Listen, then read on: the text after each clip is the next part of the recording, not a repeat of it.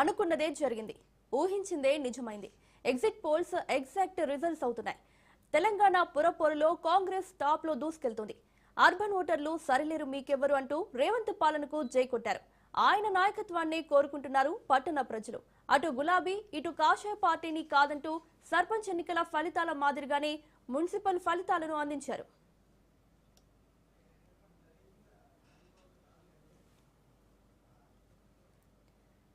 7 కార్పొరేషన్లు 116 మున్సిపాలిటీలకు జరిగిన ఎన్నికల్లో అధికార పార్టీకి తిరుగు లేకుండా పోయింది.